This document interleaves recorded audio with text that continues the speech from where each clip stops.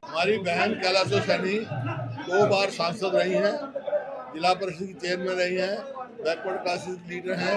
आज बीजेपी छोड़ के कांग्रेस में शामिल हो रहे हैं। इनका बहुत बहुत स्वागत है। इनको पार्टी में स्वागत किया है सबने और इनको पार्टी में उचित मान सम्मान और स्थान मिलेगा। मुख्यमंत्री कह रहे हैं कि सरकार को कोई खतरा नहीं है। सरकार तो अल्पमत में है। नैतिकता तो यही कहती है इनको इस्तीफा देके, और गवर्नर साहब को हमने ज्ञापन दिया है असेंबली डिसॉल्व करके चुनाव कराने चाहिए। सर आखिरी सवाल, आप कहते हैं जेजेपी के साथ उनके सारे विधायक नहीं हैं, जबकि राज्यपाल को जो आपने लेटर लिखा उसमें लिखा है कि जेजेपी के 10 विधायक विपक्ष के साथ हैं। हाँ। वास्तविक स्थिति क्या है? वास्तविक स्थिति यह है, व्हिप जारी होगा, सेशन बुलाएंगे, पता लग जाएगा है ही नहीं है, क्योंकि कुछ फॉर सेल है वहाँ। हमने हॉर्स ट्रेडिंग रोकने के लिए कहा है। ये हॉर्स ट्रेडिंग शुरू होगी, 3 विधायक बुलाने से मिल रहे हैं, 2 बुलाएंगे। ये हॉर्स ट्रेडिंग का एक संकेत है और हम हॉर्स ट्रेडिंग नहीं चाहते, इस वास्ते हम रेजोल्यूशन नहीं मांग रहे हैं। कैलाशो सैनी के अलावा और कौन शामिल हुए? आज बहुत शामिल हुए, सारे परिवार इसके ब्लॉक के सरपंच जो हैं, ये सारे सरपंच बैठे और मार्केट कमेटी के चेयरमैन है, हमारे साथ ब्लॉक समिति के चेयरमैन है, सरपंच हैं। बीजेपी से और भी कोई है महिला? बीजेपी से कोई और भी है इसके अलावा? और भी है, रोज हो रहे हैं। नाहरपुर से है बीजेपी के नेता ये कह रहे हैं कि कांग्रेस पार्टी गुमराह करके चुनाव लड़ रही है, लोगों को गुमराह करके। गुमराह तो वो कर रहे हैं, अपनी अचीवमेंट नहीं बता रहे। 10 साल में क्या किया। हरियाणा नंबर 1 था प्रति व्यक्ति आय में, प्रति व्यक्ति निवेश में, नौकरी देने में, कानून व्यवस्था में, खेल खिलाड़ी में। आज कृषि में नंबर 1, बेरोजगारी में नंबर 1 है, महंगाई में, अपराध में इतना बढ़ गया, लोग देख रहे हैं। कोई अचीवमेंट है नहीं, बस एक ही बात कहने आते हैं उनको। हुड्डा जी के नेतृत्व में आज मैंने कांग्रेस ज्वाइन करी है और हुड्डा जी का बड़ा सफल नेतृत्व 10 सालों में एज ए मुख्यमंत्री यहाँ पर रहा है।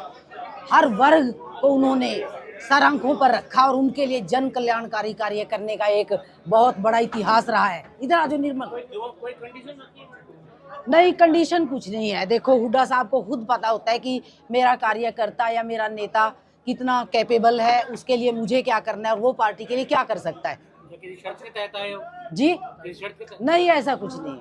अब चुनाव है, चुनाव के दौरान इस तरह का बदलाव एक साथ नहीं, कोई बात नहीं। मैं तो बहुत पहले से सोच रही थी, जब मौका लगा, जब मुझे टाइम मिला तो मैं आ गई। देखिए, मेरा बहुत पहले से मन था, क्योंकि बीजेपी में वो ना तो जनता की कद्र है और भ्रष्टाचार चरम सीमा पर है, और भी बहुत से ऐसे इश्यूज हैं। संविधान को बदलने की साजिश है, किसानों को लाठियों से पीटा गया, लोकतंत्र को ख़त्म किया गया पूरी तरह से। तो ये काफ़ी इश्यूज हैं जिनको आगे आने वाले समय में देश की जनता को आज वोट की चोट से, अपनी ताकत से उनको हल करना है। आज जनता ही ये चुनाव लड़ रही है। जनता खुद अपने हित के लिए इन्वॉल्व हो गई है इलेक्शन में, और जब जनता अपना इशू बना लेती है इलेक्शन को, तो आपको पता ही है कि क्या होता है। कैलाशो जी, आपने जिला परिषद से अपना सफर शुरू किया था। जी हाँ। लोकदल में रहे, सांसद रहे। जी। बीजेपी में सांसद रहे। जी नहीं, बीजेपी में रहे, बीजेपी अलायंस में रहे। या जी, तो अब जो है, क्या ये स्थायी माने आप? हाँ जी, बिल्कुल नहीं। चलो, ऐसा तो आपको ये सवाल वैसे करना नहीं चाहिए, पर मैं मानती हूँ कि हुड्डा जी जैसा नेतृत्व और कांग्रेस जैसी लोकतांत्रिक पार्टी पूरे विश्व में नहीं है। ये आप थोड़ा सा सवाल दूसरे तरीके से कर रहे हैं। It is not required over here, and ये कोई ज़रूरी नहीं इस तरह से पूछना, जब कोई और नहीं पूछ रहे हैं तो। और पत्रकार ये इशू है। 2 बार पार्टी बदल चुके हैं, इसलिए सवाल बनता है। अरे ऐसा है, पार्टी में अपने जनता की आवाज़ उठाने के लिए गई थी मैं। जब जनता की आवाज़ ही नहीं उठाने दी जाती, मुझे किसान के मुद्दों के खिलाफ वहाँ पर आवाज़ उठानी थी, और मैंने उठाई भी काफ़ी हद तक, तो वो अच्छा नहीं लगा किसी को। तो फिर पार्टी का क्या करें? हमें तो जनता का हित चाहिए, ना कि पार्टी का हित चाहिए। बेहतर तरीके से उठा सकते या बेहतर तरीके से, पूरी खुली छूट है, पहले भी हमने उठाया है और कितने इश्यूज हल करवाए। देर में समझ में आई? नहीं, देर में नहीं समझ आई, बहुत पहले आ गई थी।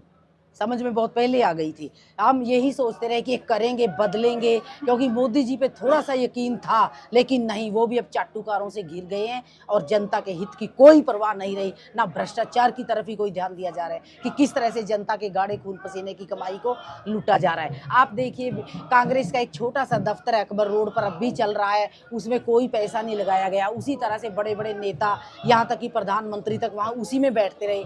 और बीजेपी का वगैरह का इतना आलीशान बड़ा दफ्तर आप देख के आपके होश ही उड़ जाएंगे।